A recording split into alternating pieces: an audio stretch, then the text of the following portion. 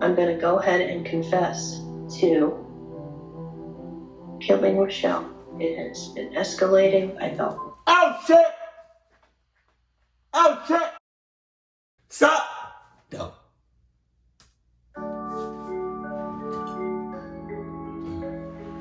I'm hungry. Hey you, and welcome. My name is Mike, and in this whole video, what we are going to do is look at the story of a family, and just look at how lovely they can be. I am joking. The esteemed Tyburskis are our best buds in this video, a noble lineage hailing from Ohio. The family, they had their own trials and tribulations, some self-inflicted, others not so much. You had a Daryl, his wife Janet, and their 3 daughters, Shelley, Hannah, and Megan. That is what you had, but it's not what you have, so sure you may as well give it a go.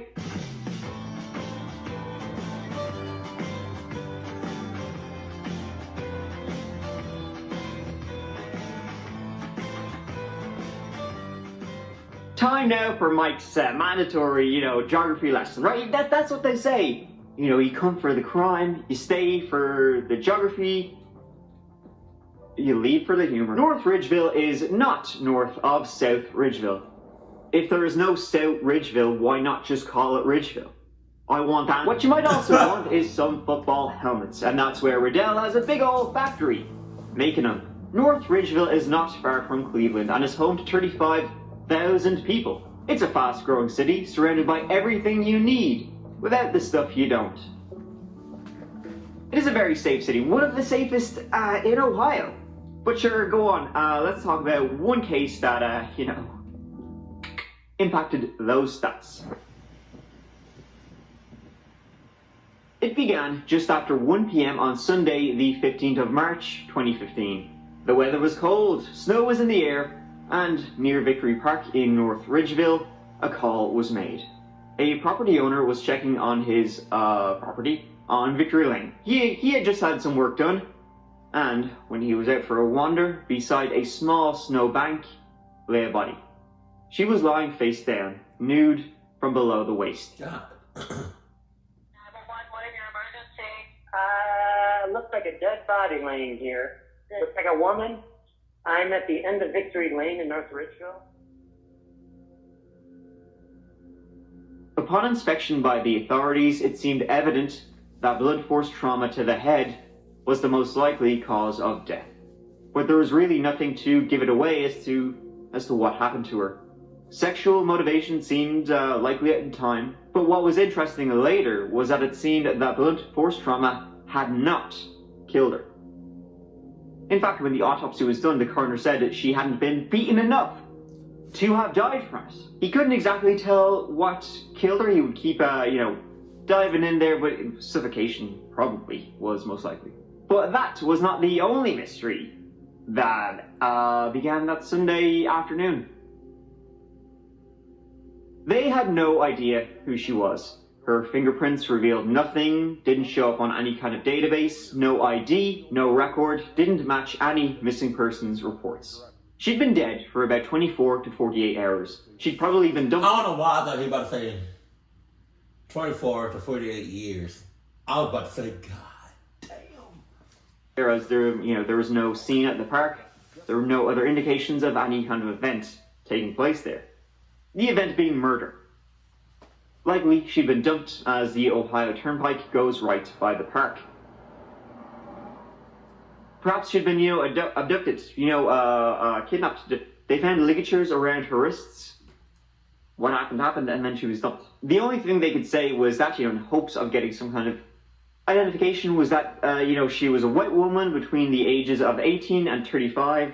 That narrows it down. About 200 pounds with Chinese characters tattooed on her arm, and a flower on her upper back. She had a number of scars on her face and brown hair.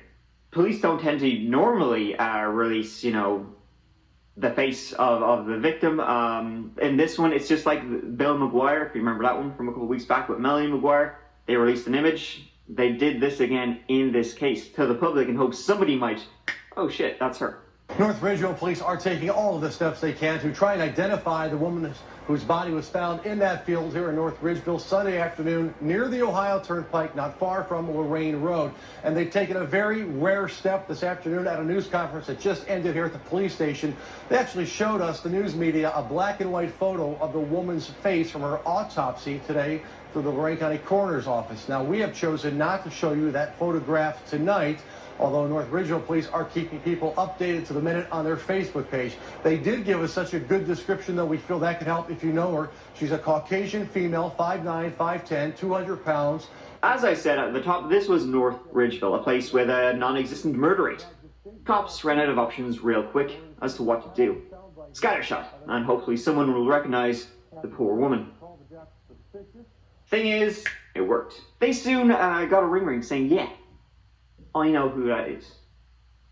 That's my daughter.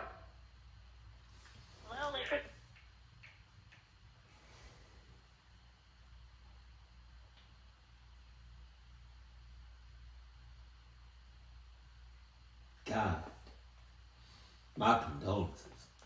I just saw a picture of my daughter, and I haven't seen her since Thursday night. Okay, what's your first name? Janet Okay, and your last name? Tyburski. Oh my God. Okay, it's okay. It's not okay. She needs to grieve, or she needs time to soak it up. Like telling somebody you just found your daughter, what, on the news or on like a picture or something, saying that she's dead, she's dead for God knows how long. That's your daughter. Talking about it's okay.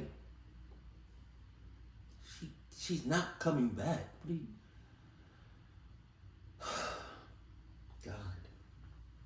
I'm sorry, what's your daughter's first name? Rochelle. On the phone was Janet Tyburski. Found was her daughter, 26-year-old Rochelle Shelley Tyburski. Shelley was born in 1988, older sister to Hannah and Megan, and daughter of Janet and Daryl Tyburski. Together, they had a happy little life living in Lakewood, Ohio, not far from North Ridgeville.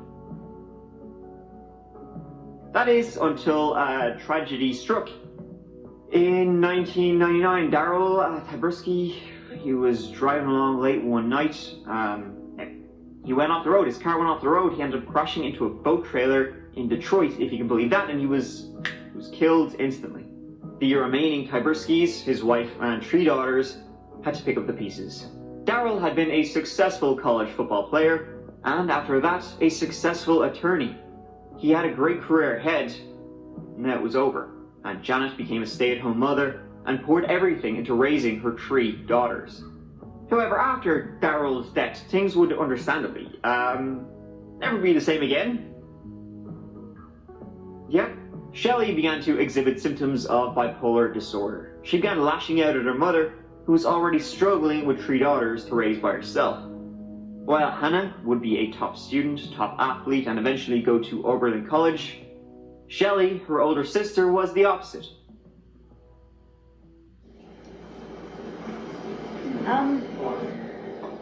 Well, August 24th was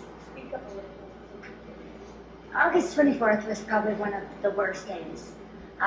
10 years ago on August 24th, my father passed away. So, whatever, crap happens, same shit every day, I learn to deal with it, But, 10 years ago, I didn't know what to do. So, I didn't cry, but I thought to myself, I gotta live on. I gotta move on, it's what he wants. When she was young, she would be running away from home all the time, and she'd be constantly moving in and out of her mother's house. God dang, oh God.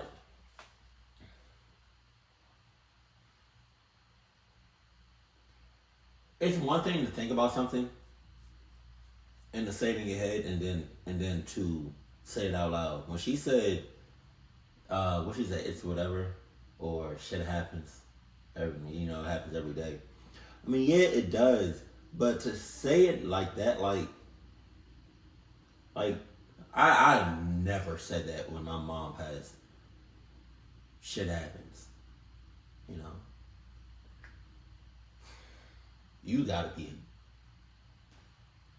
going through a lot mentally.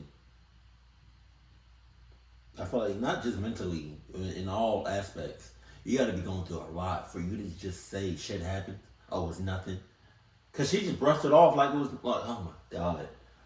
He would eventually move in with a divorced musician named Tommy. It's like 4 red flags right there. He was 20 years older than Shelley. That's 5. And in 2011, she had a son with him, Cole. I hear you knocking on my cellar door. I love you, baby, can I have some more?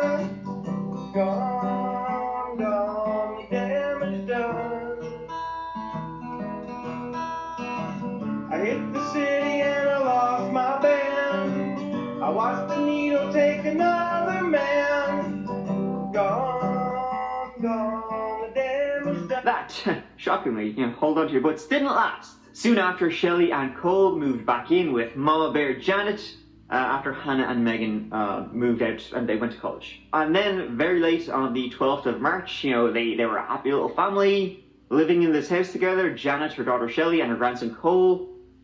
It came to an abrupt end when Janet said Shelley left that night and she never saw her again.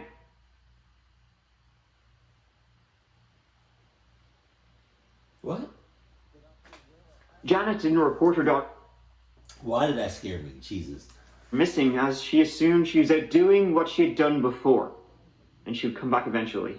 That was until she saw the news. Police say family members identified 26-year-old Rochelle Tyburski after seeing media reports. This is a photo her family just released to News Channel 5. Her body was found in a field off Victory Lane in North Ridgeville Sunday afternoon. Police say she had been dead 24 to 48 hours before her body was found. And so the police went to speak with Janet and Hannah. Hannah had come back from college because, Shelley had been acting out a lot lately. She'd been going through a bad time. And it turned out she had reignited, the flame with her old spark, Tommy. 2:30 at Woodville, Thursday and Friday morning. Okay. Mom, I'm going to Tommy's. Tommy's picking me up. Okay. Did you see her leave on Thursday night? I heard her. You know if Tommy's been in any trouble or anything? Yeah, I think so. The ex-wife has the restraining order placed. Okay. He does have a weapon in his apartment. Does? Here. Janet said he was bad news. He had been involved with the police from time to time and liked to party hard. Liked a few sips, maybe more than a few. Hannah... Well, there it is. There it is. Cuff him up. Make sure he never sees the light of day. Put time out. He probably didn't do it. I'm just, I don't know. It's just,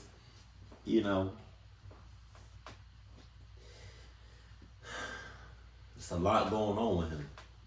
She confirmed that Shelley had gone to Tommy's that night. That's where they believed she had gone. And word from there was that he could be, from time to time, a little bit more free with his hands than he should be. Oh, Janet no. said she heard a car pull up outside their house, assumed it was Tommy, and that's where she went. So police went to speak with him at his place in Cleveland. But Tommy said he hadn't spoken to Shelley since that Thursday night when Shelley's family said she left. He had tried calling her over the next day or two and got none. My last communication with her was about 8:30 on Thursday night. And she was supposed to call me Friday morning and she never did. Now that's the same time you say that Janet told you guys that I picked her up at 2 in the morning. And I never did. And so he just ended up drinking all weekend. He lived a good blackout, so he did. Well, I'm just drunk. I'm just being honest with you. Yeah, like I said, the only reason I know it's Tuesday right now is I know it's St. Patrick's Day. All right, and I slept all day yesterday. Oh, my. Oh Before I no. drank a bottle of Jack, half a bottle of Tower, about 20 beers. God. I've been in a blackout drunk for the last 4 days. God. She comes and goes, you know? I mean, I don't keep track of when she comes and leaves. Her and I have never had argument, really. You and her never had any physical confrontations or struggles or anything? No? I know how women are, so I mean, sometimes they get out of hand, especially, you know, they've been drinking. Shelly's just a handful. Look, if she don't take her medication, man, she's really kind of loose. Look, she's a good girl, but she has serious personality disorders. She didn't have the maturity of a 26-year-old. She was more like a, 14 or 15-year-old in her head. She's seen a psychiatrist regularly. Like I said, she always said a lot of stuff that was untrue. She was like 14 or 15-year-old in her head, acting like, and you still want to be with that? You sus. Well, I told you, she has personality disorders. So if Shelly didn't go to Tommy's, where did she go? Oh, wait, hold on. Shelly's the one, I'm confused now. Shelly's the one that died, right? Yeah, right?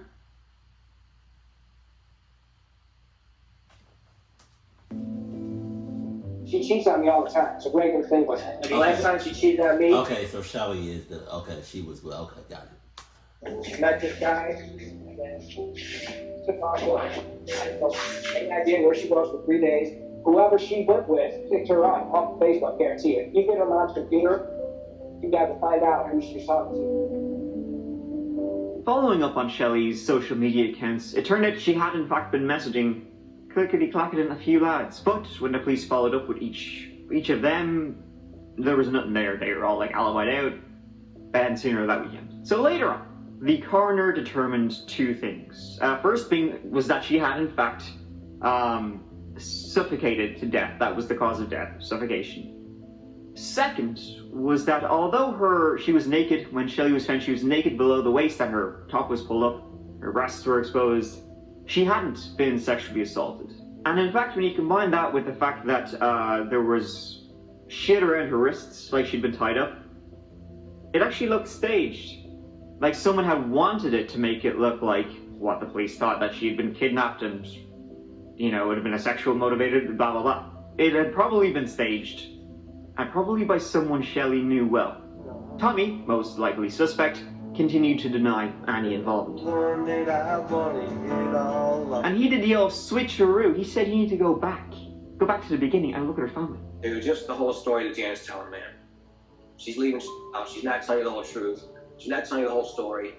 There's something wrong there, I really need to think that her mom could do something like that, man. But things had not been good. There had been fights. In fact, in the September before, so 6 months before Shelly was dead, she'd called the cops on Janet, saying she was being abusive. Not only that, Tommy said there had been a lot more trauma in Shelly's life than they knew. Even more trauma than Shelly's dad, Daryl, passing away in a car accident. Most likely it was drunk driving. He had been coming home from a party. Shelly had told Tommy that her dad, Daryl, had molested her as a kid, and Janet knew full well about it, and just did fucking sweet football. Now, it had been said before that Shelly made up a lot of shit. She had her own mental issues. Maybe it was just in her head. But when Tommy brought this up with Janet, she flew off the handle. I gotta be honest, dude. She was pissed off about that whole thing. She's not being honest to you guys about the whole story, and that they were arguing about it. I just got a bad feeling about her, man. This just don't make sense. And I know she's lying. I know it, and she knows it. You're figuring it out, but you'll see, I haven't been soft about anything this whole time. I told you everything. Okay, so now you have both Janet and Tommy both denying they had anything to do with Shelly's death. And in fact, both of them fucking dumb and dumber over here, pointing the finger at each other. So what the police did then was go and talk to someone who's like in between. They went to speak with Hannah, Shelly's younger sister, 19 years old and a college student. She said she hadn't seen Shelly all weekend.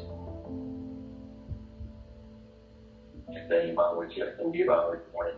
Is that beautiful? Yeah. What time did you say you were here?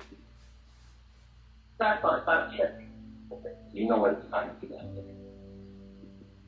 Yeah, it's a question. You get out and find the hospitals. But she did give conflicting accounts of when she had arrived back home from Oberlin that weekend. And when they asked to see her phone, Hannah walked out. Be talking. No. No one can want to go now. Let me just. Okay. It's just what you have to say. It's so upsetting.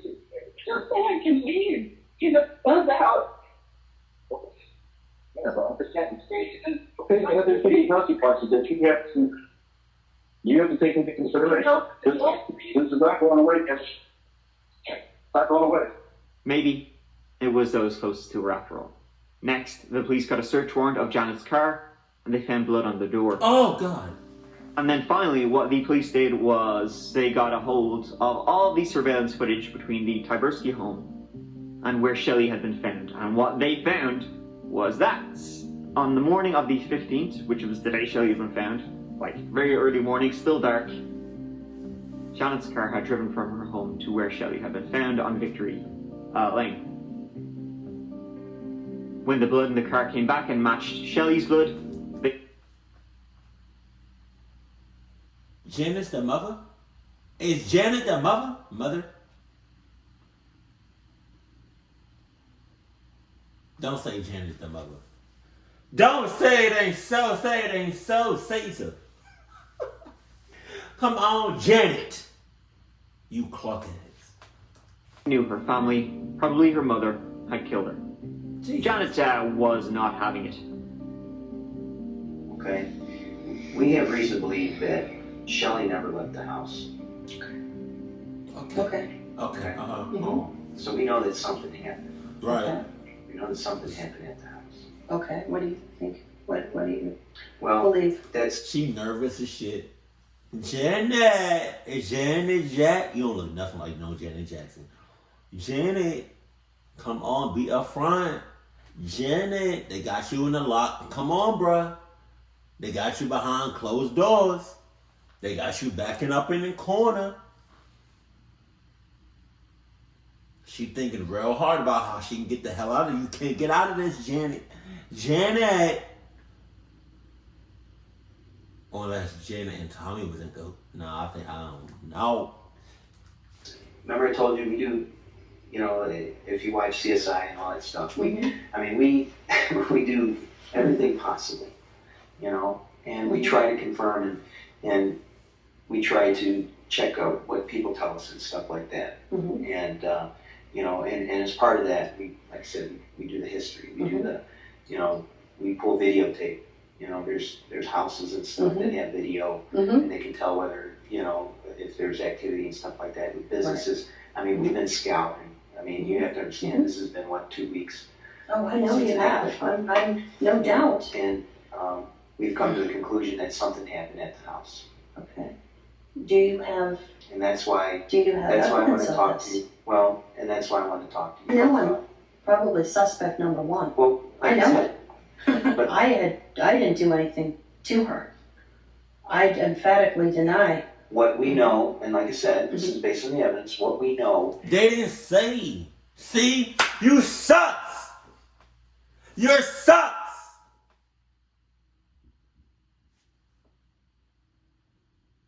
More often than not, when somebody did something clucked up, and they automatically first go to, hey, I didn't do nothing. You most likely did something. They didn't say that she didn't. Come on. Is that this, whatever happened to Shelley, this was done either in anger, or fit of rage, or passion, what they call a crime of passion, whether it's love, hate. What you know, evidence are you able to share with me? You're saying you found evidence. Well, What is that evidence? What evidence? What evidence are you saying you found that you're going to share with? Shut up! That's Yeah. what I've been waiting to hear. Jan, the evidence is that we know something happened at the house. But you Okay. can't tell me concretely. I'm waiting to hear what number one, what you found so far. She left the interview and the investigation continued. The police got a search warrant, and as they arrived at her house, confronting her one more time, Janet just came out and said it. We had to seize your vehicle. Oh. Okay. Why did you seize? The prosecutor believes that he was using the commission of crime. Okay. So there's something found in the vehicle. Yeah. Something found in the vehicle, there's something found at the crime scene. Are you able to tell me what was found?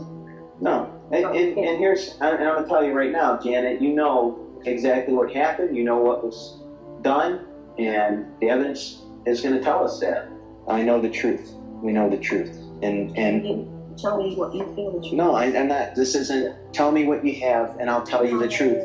This is the time. You tell me what happened. I'm going to go ahead and confess to killing Rochelle. It has been escalating. I felt. Oh shit! Oh shit!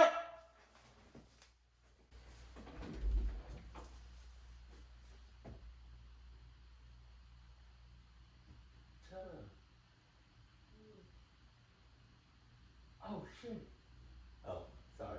Were you asleep? Did you hear me yelling? Okay. I love you. Holy shit. Oh my god.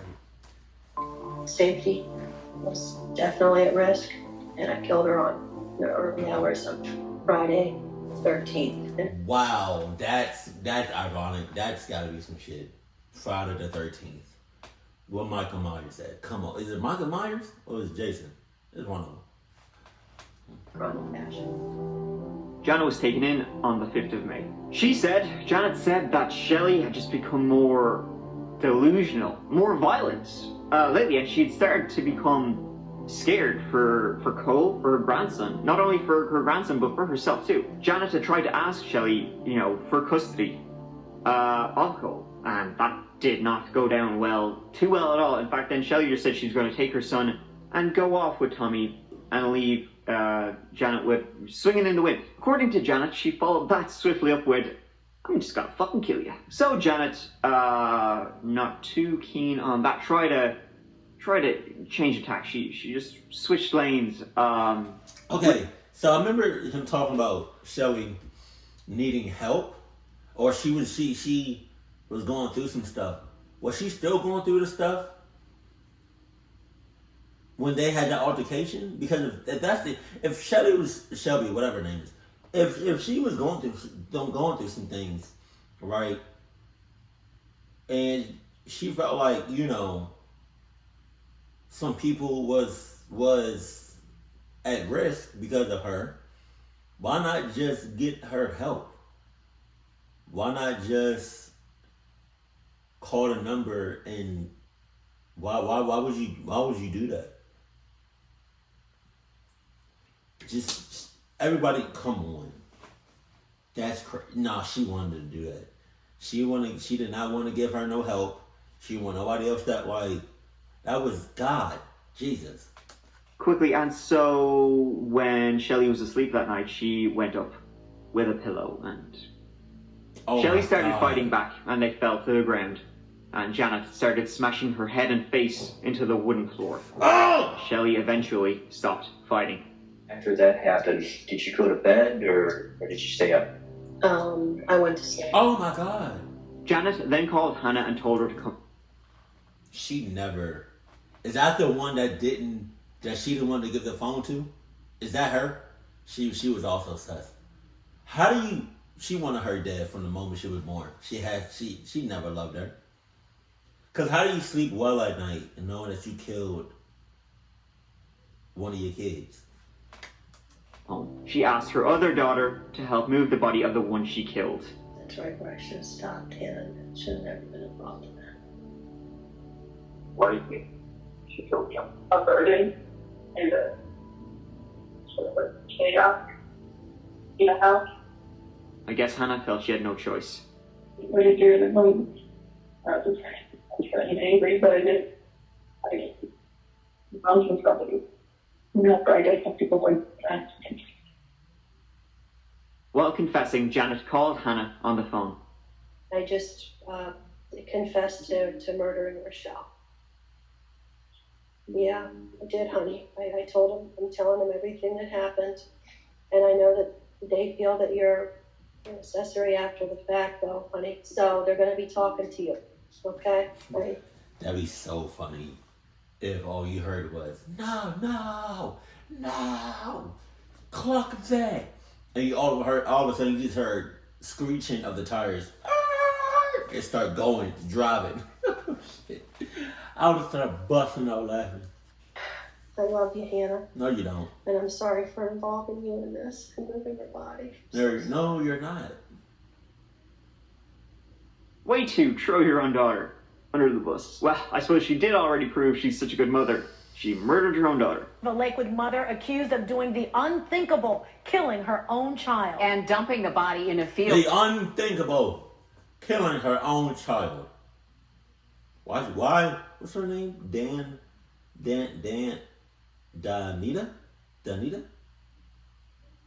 Why she looking at Danita? Why Danita looking at Lee talking about confessing to killing her own child? Now, as the woman appears before a judge, stunned supporters cope with the news. To make sure I have an attorney, I'd like to request a court-appointed attorney. Janet Tyburski showed no emotion and acted very calm during her video arraignment before a judge this morning. North Ridgeville police arrested Janet Tyburski yesterday at her Lakewood home, the same place where investigators tell me this mom suffocated her daughter to death on Friday, the 13th of March. Janet's defense when it came to trial was that it was in self-defense, that she'd been backed into a corner by Shelley. What? Like an abusive relationship, you know. Interesting. Okay, she was just getting so violent, so dangerous. I had no choice but to kill her. Yeah, why not? But a little bit more investigating showed that, well, Janet didn't work.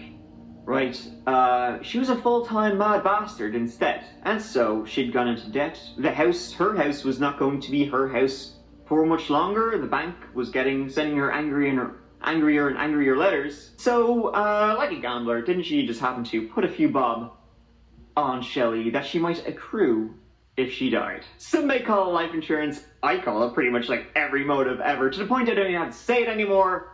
I can just do the What? Were you familiar with the life insurance policy you must get at your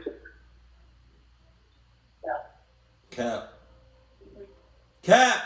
And so, knowing that the prosecution knows this, Janet took a plea deal. The deal allowed Hannah to avoid a prison sentence. Hannah Tyburski pleaded guilty to a misdemeanor charge of gross abuse of a corpse, and for that she was given a 90-day suspended jail sentence and ordered to pay a $750 fine. Janet was sentenced to life in prison with the possibility of parole. Oh no! Because I don't. The justice system is so clucked up in America.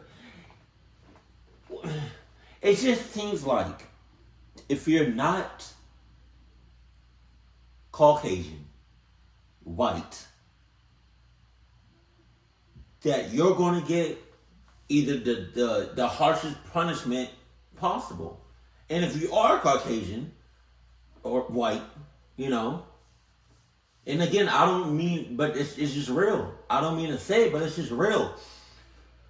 She literally killed her own daughter and didn't feel nothing. Went to sleep, comfortable, talking about, nah. And then you get your other daughters to help you out.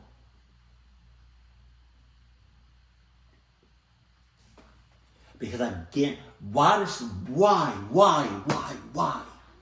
did she get life in prison with a chance of parole? Because if she was black or any other race besides what she is, they would have got life in prison or worse without no chance of parole. It's just the way it come on, man. 19 years. It's something I have to live with, and Shut the hell up. Because best believe if they didn't find her, your daughter, talking about this is something I have to live with. You didn't feel nothing when you killed her. So when you did kill her, because I guarantee you 100% they never found the body and she would have got away with it for the rest of her life. And the rest of the kids' lives, the mom would have just lived a regular life and probably not even thought about her daughter for a second. So sorry to everybody. And Sinead. That's the end of that one. Pretty messed up family. Kind of reminds me of the Stouty one all over again, only instead of poisoning, she just fucking suffocated. With the old pillow trick, you know. Janet wanted control over Shelley. She thought she was expendable and a loose cannon, who she just would rather not be around anymore. But she wanted to come off as, hey, I'm the real victim here. I put her out of her misery. Crime of passion, crime of sympathy for her grandson. She just wanted to save her grandson. Nope. She wanted her daughter gone so her life would be easier and richer. Pretty much psychopath, true and true. Classic case though of, ooh, poor me though. Now give me life insurance, baby, I want it. Now she's gonna be wanting a hell of a lot more than that, let me tell you. Yeah. Thank you so much for watching. I really appreciate taking the time to watch this old video with this guy doing this move. Don't know why. Sure, why not? Here, listen, go on. I'll see you as always real soon in the next one. The next old video, which will be new until it's not, and that'll be old. I don't know what I'm talking about either, but anyways, listen, please, take care of yourselves. I love you. My kid. This shit was crazy. Oh, I love them. I love him now. I love ThatChapter now. Because I love people that have, I'm starting to love people that tell stories of, you know, clucked up things that happen in people's lives. You know? And I think now I'm starting to love storytelling. You know, reacting to those. You know, because I love Mr. Bone and now I love ThatChapter. This story was crazy. If there's any videos of ThatChapter y'all want me to react to, because now ThatChapter, and I got his permission to react to his video, so I'm good. If there's any videos that you want me to react to of ThatChapter, let me know that in the comment section below. And if there's any other YouTubers that you think I should react to, and I'm talking, excuse me, I farted. And I'm talking like good quality, you know, great videos. You know, scary, suspense, intense, not that long. Because I don't hate it, but like, you know, I be doing like them hour videos every now and then, every once in a blue moon. I don't really be messing with those hour videos. But if there's any other YouTubers that you want me to react to that has great quality, because you know over here we react to the best of the best. You got Mr. Nightmare, you got ThatChapter, you got Chilling Scares, you got Nightmare Files, you got Mr. Ballin'. Who else? You got, what's his name? With the Llama Arts. You know, we only react to the best of the best. No jank, no scrubs. Only the best of the best over here. Fuck you talking about? Let's go. We've been doing it for years. Keep cool, keep classy, and I love you. Stay happy. My family.